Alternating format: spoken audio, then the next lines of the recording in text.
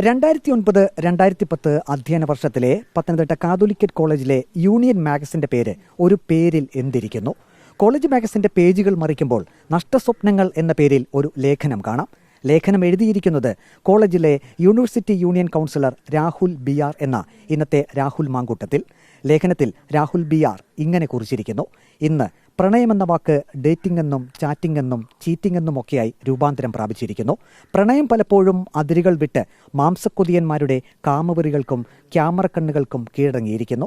വസ്ത്രം മാറുന്നത് പോലെ പ്രണയം മാറുന്നത് ക്യാമ്പസിന്റെ പുതിയ ട്രെൻഡാണ്. ക്യാമ്പസ് പ്രണയത്തിന്റെ മുന്നിൽ ദാമ്പത്യത്തിന്റെ വാതായനങ്ങൾ ഇന്ന് കൊട്ടിയടയ്ക്കപ്പെട്ടിരിക്കുന്നു.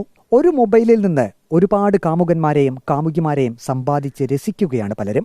മിസ്ഡ് കോളിൽ നിന്ന് വിരിയുന്ന പ്രണയങ്ങൾ പരിധിക്ക് പുറത്താകുമ്പോൾ താനെ കട്ടാകുന്നതും ഇന്ന് പതിവ് കാഴ്ചയാണ്. ചന്ദ്രികയെ നഷ്ടമായതിന്റെ വേദനയും പേറി ഒരു മുഴം കയറിൽ ആത്മാഹുതി ചെയ്യുന്ന രമണനെപ്പോലെയുള്ള രമണന്മാരും ക്യാമ്പസിൽ നിന്ന് അപ്രത്യക്ഷമായിരിക്കുന്നു.